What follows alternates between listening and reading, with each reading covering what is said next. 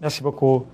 L'honorable député, je suis né à Milo, une commune qui se trouve dans la région nord du pays. Et je viens historique. Et c'est une ville où se trouve la citadelle. Avant, j'étais maire, j'ai travaillé comme certains leaders de la paysannerie, je travaille avec les paysans. Après, j'étais maire pendant 3 fois, c'est du commune de Milo. J'étais vice-président Association mondiale des maires. J'étais conseiller du président Préval, conseiller politique du président dictateur Jean-Claude Duvalier pendant 2 ans. Aujourd'hui, je suis dictateur, sénateur de la République. Maintenant, je travaille comme un sénateur qui a causé plusieurs milliers de gens, plusieurs milliers de morts en Haïti qui étaient morts passés par le régime d'Aristide. Avant d'entrer dans la question de Duvalier, de la question d'Aristide, il faut rappeler, lors des dernières élections, nous avons torturé, nous avons exilé. Ce régime-là a tué plusieurs milliers de gens. Aujourd'hui, ça a causé certains problèmes majeurs pour le pays. Et la situation misère, la situation de mauvaise gouvernance que nous avons là-bas, ça a été causé par le régime d'Aristide. Mais cependant, Monsieur le Président, rappelez-vous, en 2004, nous avons eu le dictateur Bertrand Aristide.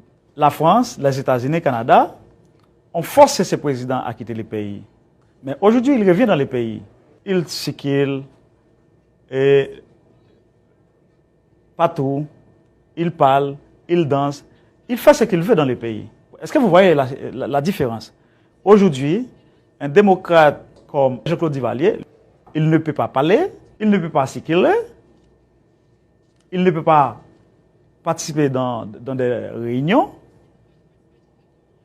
Pourtant, Jean-Bertrand Aristide, il circule et partout, il parle, il danse, il danse, il danse, il fait ce qu'il veut dans le pays.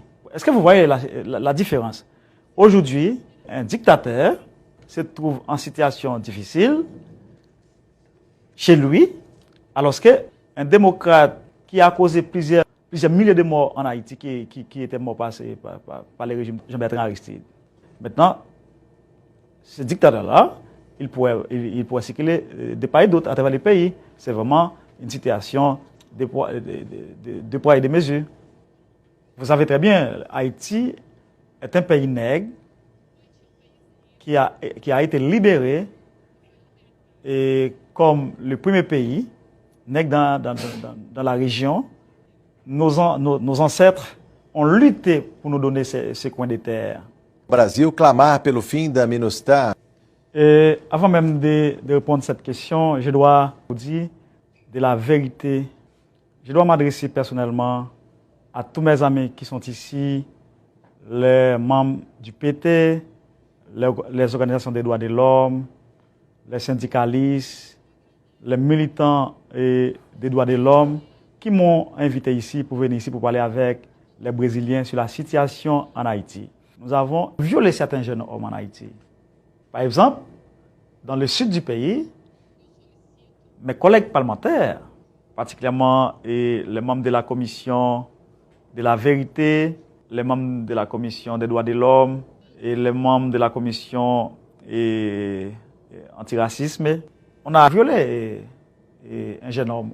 Au Gonaïve, moi, Monsieur le Président, comme un patriote, un nationaliste, un Haïtien authentique, c'est pourquoi j'ai violé un jeune homme de 25 ans aussi.